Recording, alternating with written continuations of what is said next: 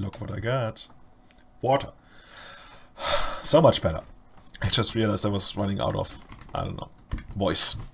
We're up against Perelnik, who's probably playing some mid-range control-y deck. Like, back then I didn't really know, but I felt like this hand is okay-ish against him. Like, it's got one land too many for my taste, but at least, like, it's got some good lands and, like, one of the best cards for the matchup. So, oh, I clicked cap once again. Yeah, so we keep this. Opponent also keeps 7, looks like. And I think I just want to play Nettlesand here to get some early damage in. I usually, against these mid-range decks, I don't like opening on Dryad Arbor, like fetch Dryad Arbor to set up a better glimpse on the 3rd turn. Because if they kill the Dryad Arbor, they usually have a lot of spot removal space. That's really bad. Really bad. I'd much rather get Dryad Arbor on the 2nd turn. See? Had that been a Dryad Arbor, like killed it at the opponent's end of turn, that would be so bad. Now I can see getting Dryad Arbor, especially since on 2 mana they usually play Pyromancer. But he doesn't. And I always like seeing my opponents like going Brainstorm on turn 2, that's the greatest feeling. Because they are spending like 50% of their mana on what I consider the most important turn in Legacy, on pretty much like improving their card quality but falling behind tempo-wise. I think I might, yeah, I'm fetching Dryad Arbor because the upside is quite big. If Dryad Arbor gets to survive, you get to have like much better chances of a decent glimpse turn. And if he kills it, that's okay. We got tons of mana. The opponent hasn't started putting any pressure on us yet. So I think the benefits outweigh the risks. And even just trading for Fertile Push isn't even bad here. Like, if he can establish Wildwood Symbiote and Visionary, that's one card fewer that we have to worry about. Unfortunately, we draw another land, which isn't great, but what can you do? I mean, there's 20 in the deck after all. Ponder. One more thing that doesn't put pressure on us, and another Ponder. So, even though the opponent probably significantly increases card quality, it doesn't really change too much now. Desert Shaman is something, but if we can draw another creature, I would feel pretty good. At this point, I think I wanna glimpse. Yeah, I wanna glimpse because it draws 2 cards, and I've been burned on Spell Pierce before in situations like this. If it's like a more control-heavy build, and I'd rather draw those 2 cards, which gets me closer to Nissa. And he goes Force of Will, pitch Snapcaster, which feels pretty good for a 1 mana spell. And now I'm playing these. It kinda, like, tapping the Pendelhaven always feels a bit because it exposes us to Kolaghan's Command, but I think it's worth it. Like, if we drew Natural Order, then we could, like, attack for 10 next turn, whereas had we not played those, we would attack for fewer. Or less. Thanks at why I would use Symbiote. Ah, that's okay. I mean, these scrappy games, they get so much better post-board because you have so much better decks. Like, imagine just throwing Choke here. The opponent is on one card in hand. Choke would wreck him quite a bit, especially since we have Pendelhaven and Current Range. And those decks hardly ever play. Like, I expect him to be more mid-rangey because he has Snapcaster Mage, and that way he's less likely to have Wasteland, which in turn makes Pendelhaven much better and allows us to get this kind of value here. I'm not even using the Pendelhaven because I want to keep it around for blocks, and also like as a way to now shut off Kolaghan's Command if he actually does find it. On the other hand, you could think that if he actually had Kolaghan's Command, well, he can still draw it, I guess. If he had Kolaghan's Command, you could even make a case for blocking with Snapcaster. Or what? Nah, I think that still wouldn't be good, because he wouldn't take out our creature anyway. And this must be Chase, yeah, Chase. Chase is pretty bad here because now that's some actual pressure. Like, I recently saw somebody make a distinction between pressure, as in, like, the pressure that Chaser plays, and I don't know what the other word was, like aggro or something that actually, that's specifically about life points. And this is the kind of pressure I fear the most. Being behind, like being, say, on an equal board, but having no relevant cards in hand, and seeing a Chase come down that I know I won't be able to kill on my turn, that feels really bad. And even though I get it down to 2, And now I have Death Shaman plus Quirion Ranger, which is always nice. Even when the opponent has a Death Shaman, you get 2 activations, or even 3, or none, because he also has Fatal Push. And now he pretty much starts running away with the game. There's nothing to be seen here. He goes Kolagan's Command. I actually bounce the Forest, because I'd rather discard the Forest than the Cavern of Souls, because in case I draw Behemoth later on, there might be a small chance where I, like, a Cavern of Beast through, like, 2 Force of Wills or something, but it's not very likely. He must be like, oh my god, what's the last card in his hand? That's so scary. Yeah, it's a card that will only become relevant in like 1 out of 100 games. But yeah, I stick around. I think a lot of people have just like given up here, and for good reason. Spoiler alert, I'm not winning this game. But there's like, as long as you have Force of Will, as long as you have Natural Order, there's always like a slight chance that you can kill the chase and then maybe like get there. But I think even if I was to kill the chase, with Natural Order, I think I would still be in quite a lot of trouble. The opponent does what all the cool guilds do. He bounces his own Snapcaster Mage with Chase. So he can get probably like, oh, Fatal Push, yeah. Lightning Bolt, Fatal Push, pretty much the same.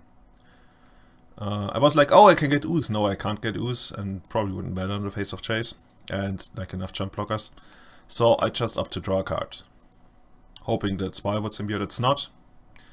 I'm playing this because, you know, Natural Order is a card you can draw.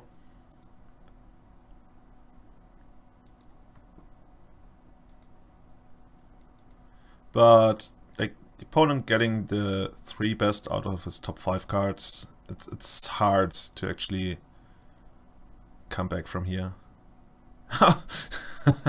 What's better than 1 chase? Dos chases. He bounces the Heritage to it, maybe even being well aware of Natural Order being a thing that I could do here to kill the chase. Nah, I don't think. I think he has another removal spell here, because otherwise his chase would be there to Pendelhaven plus an attack. Yeah, Tessigor. Okay, that's kind of like a removal spell. Yeah.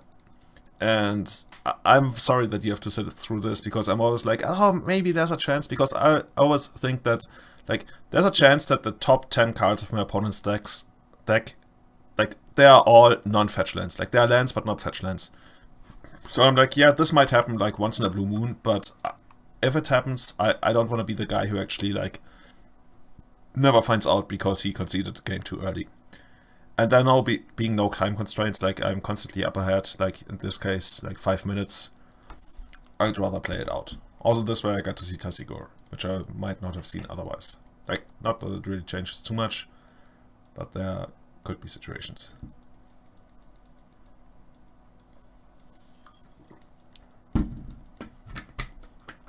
Yeah, at this point there's actually literally nothing I can draw. I would need 2 cards to get out of this, and the opponent just lightning bolts me off. Okay, so we lose the first game in the quarterfinals, and I'm like, the first game. I think at this point, actually, it gets easier post-board, but the first game is still, I don't know, it's different, because you usually don't have to play around mass removal, and that feels so good. And even though they usually play very little mass removal in the second game, sometimes even just like something clunky as Marsh Casualties, you feel like more free. It feels, if that makes sense, in the first game. It's like you can do whatever you want and you won't be touched by those evil spells. Whereas in the second game, there's always a chance that one of those comes around and wrecks your board, you know? We've seen Electricity before, right? Even though those are more common in tempo decks. Anyway, so how did I sideboard? I took out those 3 Natural Orders, the Crowd of Behemoth and Reclamation Sage, as usual. But looking at this, I think this was the game where I actually misjudged what he was playing. Was that game? Because I'm surprised I took out the Quirion. Oh, yeah, that makes sense. I took out the Quirion Ranger because I don't expect Wastelands out of him. And I'd rather have, like, the Nettle Sentinels for quick glimpse kills, but also, like, being able to attack past Deathwatch Shaman is a thing. And Thoughtseize, I'm not too sure about those Thoughtseizes. On the other hand, what else would I want to have? Maybe Abrupt Decays. Yeah, I think the part I misjudged was whether or not he actually has Leovold, because I think, yeah, he might He might have Flare. Actually, no. I think he's quite unlikely to have Flare Ward. Or could he? I think he might have one or two. The thing is, you don't know, so you usually do bring in the Abrupt Decays, and if they then end up trading against Deathwatch Shaman, that's okay. But if Flare Ward comes down and you know you don't have Abrupt Decay in the deck, that's definitely a big problem. So I'm actually not sure why I brought in those Thought Seizes. I remember there being a game towards the end of the tournament where I actually misjudged what the opponent played. So I wouldn't be surprised if he checked for the game afterwards and saw those Thought Seizes coming back out again. Anyway, having turn 1, turn 2 Thought Seize on a play is pretty good. At least in this kind of match. And having decent mana helps as well. At this point I'm more looking to actually disrupt his curve. Or like get a general idea of what he's working with than to hit anything specifically. So let's see what there is. Oh yeah, that was that hand. Okay, so what are you gonna take here? I don't want to play... So the thing is, I always want to play the long game against them, because if the game is short, I usually win anyways, but with this hand, you don't, so I'm definitely planning for the long game. And in the long game, spot removal spells aren't great against Elves, so I'm definitely not taking Fatal Push or Lightning Bolt. I don't take Brainstorm because he's actually looking for mana or lands, so I think Ponder is actually more valuable than Brainstorm, so I think I would rather take Ponder than Brainstorm. Night's Whisper, you could make a case for taking, but you can always like... Well, you can't really take it on the next turn, I guess. Because if the opponent is looking for mana really hard, he would just play Volcanic Island, pass, and then if I went Thought, he would Brainstorm, I guess. So yeah. I think it's between Night's Whisper and Snapcaster, because those are the two 2-for-1s. Those are the important cards. Even though he's quite far away from actually using Snapcaster, I still feel like this is the card that actually like gets him the most value, because it's also like a blocker for one of our creatures, which might sound weird because like, hey, Elves, that's a combo deck, right? Why would you care about that? I do care about that. Like, it's a factor. And if he didn't have 2 cantrips, I'm pretty sure I would have just taken one of the cantrips and hoped for him to brick on land. But seeing a hand like this, I'm pretty sure I will take the Snapcaster Mage. And I do take the Snapcaster Mage. Haha, Psychic, no. It only happened a couple of days ago. As expected, he doesn't go for the Ponder. He just goes for it next turn if he needs to find the land, because like sees one more card. And I think I would just play the Thoughtseize and the Deathwatch Shaman. Or actually I could just play the Visionary. I think playing the Visionary wouldn't be bad. Yeah, and I do play the Visionary. Oh, that's cool. Because I'm I'm hoping that he like uses a spot. Oh, and we draw Choke. I hope that he uses a spot removal spell on this, just because like of mana efficiency reasons, but it would be really weird for him to take out Visionary, because you really don't want to take... Oh, he goes for end of turn Brainstorm. I think that's actually the worst thing you can do if you're looking for mana there. Unless, like, it makes sense if you're playing a tempo game. And I guess he wants to cast Night's Whisper this turn, so I see the reasoning behind that. I still wouldn't have done it, I think. I think I would have gone for Ponder. So at this point I'm using Thoughtseize, and what do I see? Still got those 2 point removal spells. He's got 2 Ponder, which he didn't play, which is... In his position, I think I would have played at least 1 Ponder. Oh, I have to put it down there so you can see it. Anyway, so... what am I gonna take? I think I'm actually gonna take the Tasigur. Because, like I mentioned before, the way for me to lose the match is to lose the value match. Like, I don't lose the tempo match. I really don't lose the tempo match, but I can lose the value match if things go really wrong. So I think at this point, I will just take the Tasigur, even though he's rather far from casting. He's actually not that far from casting it if he really wants to. And then just run out the Deathwatch Shaman. So I'm almost guaranteed to have 3 mana on the next turn for the choke, unless he uses both removal spells. But then I can still draw another land. Yeah, I think I'm gonna take the Tasigur here. Yeah, and he takes the Tasigur. And Deathwatch Shaman. You could make a case for... Oh yeah, okay, so... So this way I actually get to really make sure that I can cast Choke next turn. He takes out the Visionary. I was just, like, the moment I cast Death Champion, I was like, actually, I could have attacked with this guy first, because if I go for the Cry's Cradle for Violet Symbiote, yeah, oh yeah, so this is Violet Symbiote, by the way, afterwards, then I would have missed out on 1 point of damage, so there's some optimization that you can do there.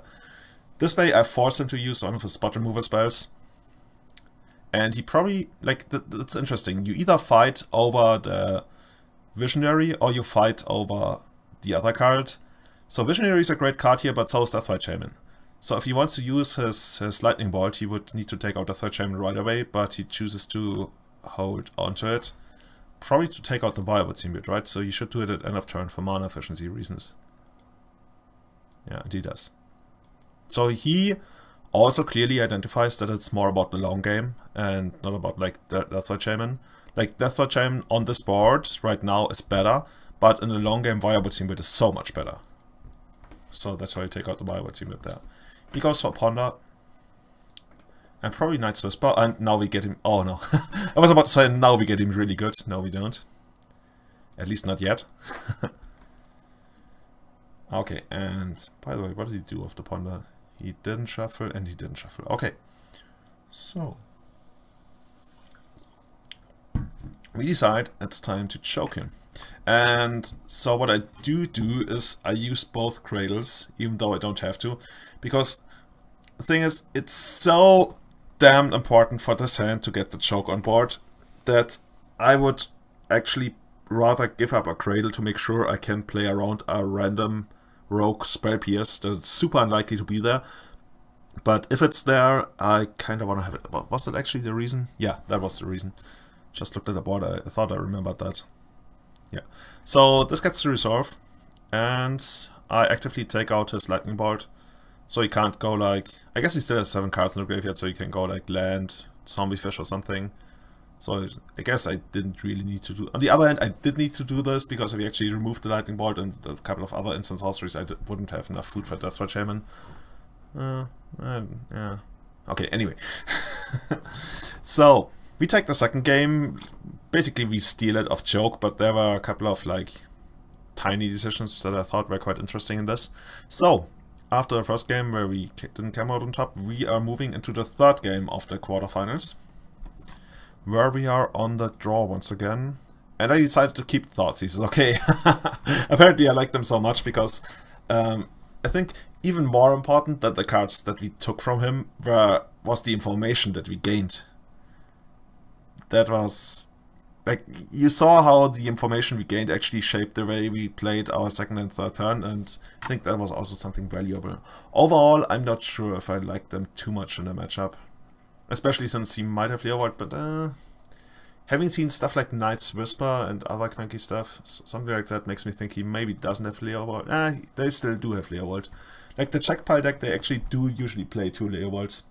So not having the Abrupt Decays was actually kind of risky on my part, I think, looking back. Like, I don't even remember whether the guy actually had Leovold. I looked at the deck list afterwards, but I don't remember.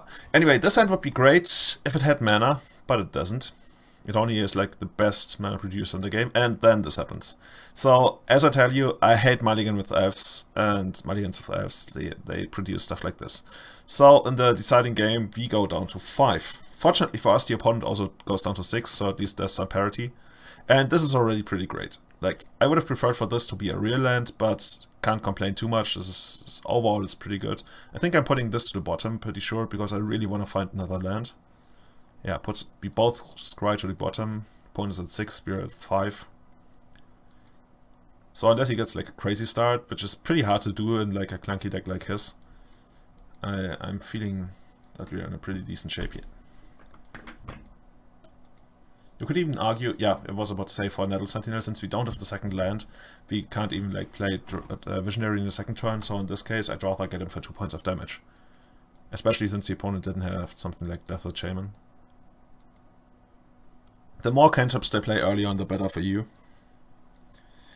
There's Deathward Shaman, and we are just gonna attack past it. And Cradle is such a great draw here.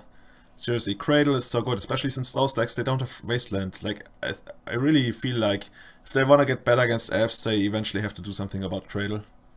Or play more Mass Removal spells, or I don't even know.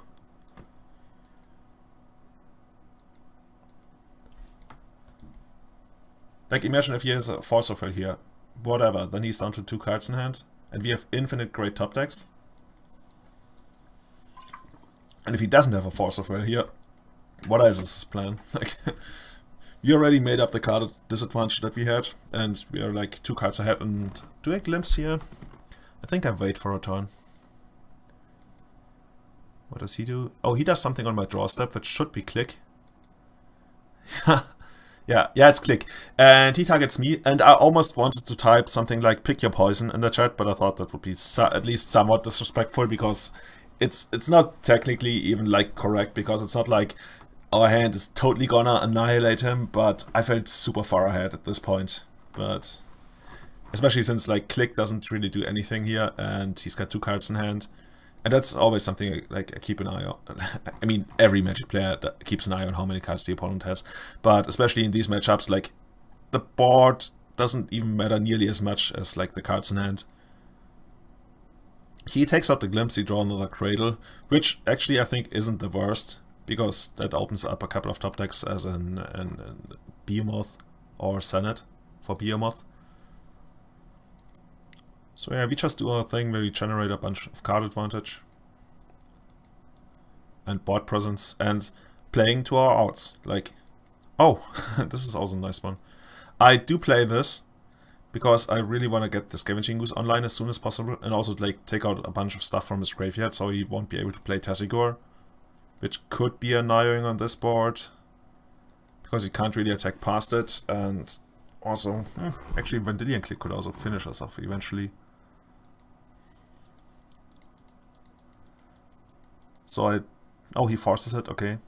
Force pitch Snapcaster Mage, which isn't still quite good. Yeah. He kind of has to do it anyway, because I would have taken like the Fatal Push and all the other targets for it from our graveyard. And then if he didn't have Tazigor, I could easily race him. Like, I think on this board, I'm still racing him. It depends. Pendelhaven would help. At this point, I'm really only scared of, I don't know, something that blocks our guys, or mass removal. Oh, and there's Tazigor. So the card I wanted to play around, he actually ended up having. Did I actually see that? No. Oh, so I just sensed it. Anyway, yeah, that's why I played this, and that's why you Force of Will this. Okay, so see, I think that's great Magic, when both players are aware of what's going on. Not saying that, like, me anticipating Tazigor is great Magic, you know, just like the feeling of, hey, I tried to play around this, he was aware of that, and he stopped it, and then he actually had it, and we were both like, yeah, cool that happened, and it wasn't just like a random sequence of events. So, Visionary, I don't know, every time I draw Visionary in a spot like this, I feel great, because, like, you get to draw a card, how can that not be good? Could be, like, anything in the world, and actually it's gonna be... Is it gonna be... I don't want to spoil it, but I think I remember what it's gonna be. Or is it gonna be... Yeah, I think it's gonna be... Be it! I have no idea how many times I have to click this. Oh, it's Cavern of Souls. See, oh, the greatest card in the world to draw here. No, seriously, that's not what I wanted to see. Opponent takes out our Ooze at end of turn, just to gain some life.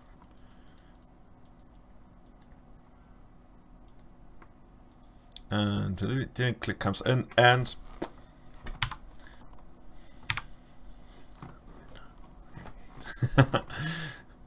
we draw what we need. The opponent is completely out of cards. And something interesting to keep in mind that's gonna come up here. So I get Behemoth. The opponent actually has a response. Okay, let's see. So the opponent has a response. In response to me getting Behemoth, he goes for the Gaia's Cradle in my graveyard. The reason is he wants to basically have mana floating and then use Tazigor. And then, for some reason, like, there's a chance that I will give him Fatal Push, and then he can take out, like, one of our creatures, and maybe that's gonna be good enough. Or was it even the reasoning? There was something. He could... Technically, he could also find... Like, I could give him Brainstorm, and then he could Brainstorm into Flusterstorm, but then he wouldn't have enough mana. Yeah, so I guess the only really reason for that was that he was hoping that I would give him Fatal Push of Tazigor, and then he could stop my attack, but even then, he still couldn't do it because my creatures would just be too big. So yeah, anyway, I decide to stop that, to not give him that mana. Like, who knows? Maybe he's got like brainstorm into I think there's no card in Legacy that actually stops the Screen Cell Senate for no mana and a single card in hand. So I counter that. We get the Behemoth online. Or has it? And we get in there and kill you. Fatality! Advance to the semifinals of the Legacy Challenge. So, tune in for the next round.